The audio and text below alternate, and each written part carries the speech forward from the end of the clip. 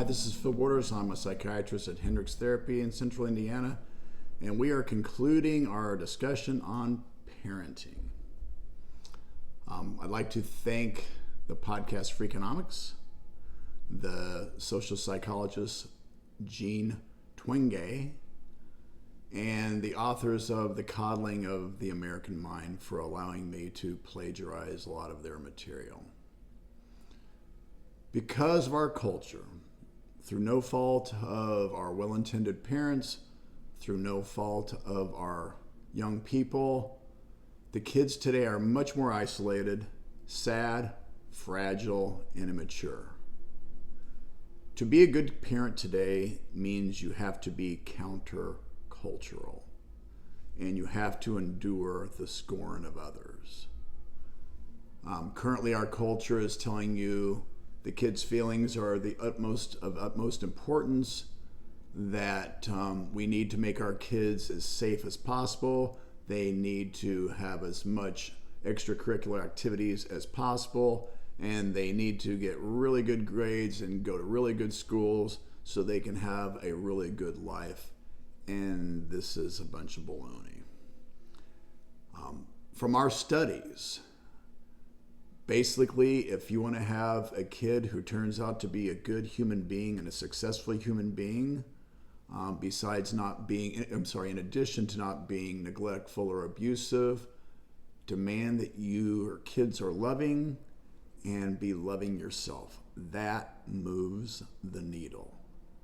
Now, I've heard about permissive parenting. I really honestly don't know much about it, but I've seen a lot of young people today that are bratty, that are disrespectful.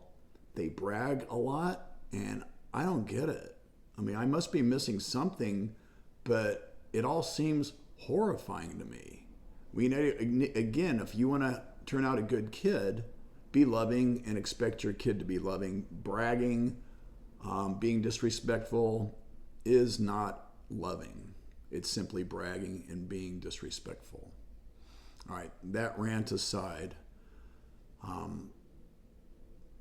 another really important thing for your kids' outcome is to give them a good, happy, healthy parent. And that's a parent who is in charge. That is a parent who does not parent because of guilt. That's a parent who does not parent in order to keep up with the Joneses and focusing on their child's, trying to make their kid Superman. Again, loving is the key. Extracurriculars, yeah, they're great, they're important as long as they don't detract away from our goal of turning them into loving individuals and having a loving family, and as long as the extracurriculars are not stressing out the family. Unsupervised playtime is essential. Kids need risk. Kids' brains, in order to develop, become mature, to become tough, they need to have risk. And kids are pretty good at backing off when things get a little too risky. They instinctively know how to do that. If you are hesitant about letting your kid go through the bumps and bruises of elementary school, of middle school, high school, ask yourself if you're doing it for their benefit or if you're doing it out of your own fears. Encourage your kid to study, but B's are okay.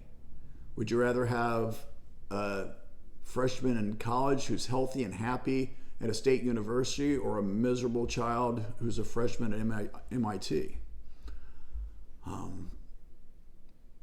And I'd like to close. This is a speech from John Roberts, who's the Chief Justice of the Supreme Court. And this was a speech he gave to the graduating class, his son's graduating class of middle school. And I really liked it. From time to time in the years to come, I hope you will be treated unfairly so that you will come to know the value of justice. I hope that you will suffer betrayal because that will teach you the importance of loyalty. Sorry to say, but I hope you will be lonely from time to time so you don't take your friends for granted. I wish you bad luck again from time to time, so that you will be conscious of the role of chance in life and understand that your success is not completely deserved and that the failure of others is not completely deserved either. And when you lose, as you will from time to time, I hope every now and then your opponent will gloat over your failure. It is a way for you to understand the importance of sportsmanship. I hope you'll be ignored so that you know the importance of listening to others, and I hope you will have just enough pain to learn compassion. Whether I wish these things or not, they're going to happen. And whether you benefit from them will depend upon your ability to see the message in your misfortunes. Just love that. Phil Borders, Hendricks Therapy. Thanks for watching.